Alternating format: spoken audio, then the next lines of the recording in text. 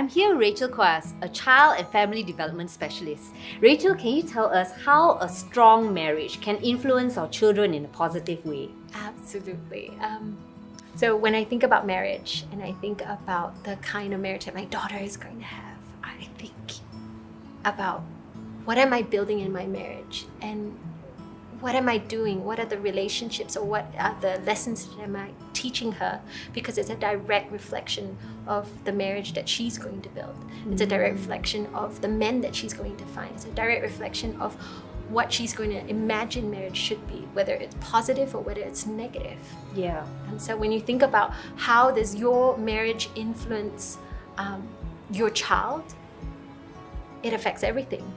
It's so much about what you do that matters more than what you say. If we're going to have a disagreement, if my husband and I are upset about something, we are upset about something in front of her. Right. Because when she grows up, I want her to learn that sometimes people have disagreements. Yeah. But at the same time, she's also going to watch us apologize. Yeah, She's that's going to good. watch us mend the relationship. So Yeah. that when she grows up, so many times, kids grow up with the idea that mummies and daddies don't fight.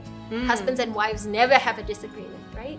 And so when they get married and they have those disagreements, natural progression disagreements, Yeah. they sit there and they panic or they run or they say, I don't know what to do, maybe I need to find a new, you're not the guy for me. Instead of saying, actually, we just need to communicate. We need to fix this, we need to apologize. And when we got married, we sort of had this agreement that I would always make him, he gave up his entire world to move to Malaysia to come dream this big dream with me, right? Yeah. And so the agreement was that, and we had said it jokingly, but at least once a week I would make him a meal from home. Oh. And when the kid comes, you forget that because I'm so tired. I'm cooking her meals all day long because you're also a mama and you want to make sure she gets all the nutrition. And that's usually the first thing to go, right?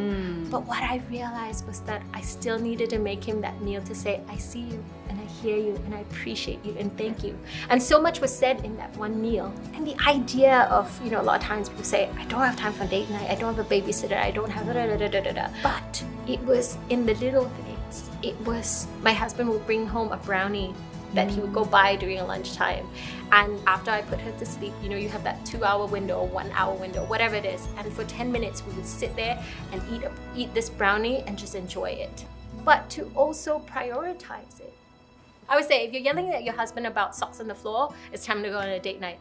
It's those moments where you go, I really don't want to go on a date night with you right now, that you really need to make the effort to go do it.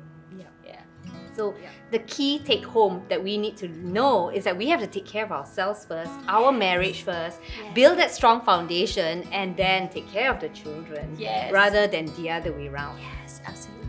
So to all you mummies out there and daddies, if you haven't been on a date night for a long time, just do it and take care of yourself and just think about each other and about yourself and love one another. Love yourself. Yes, absolutely. And the idea is don't be afraid to start small, even if sometimes it's just a brownie, sometimes it's just a phone call, and then it's a dinner date before you go home. So that's how you ensure your marriage continues to stay strong even after kids. Yes. That's so good.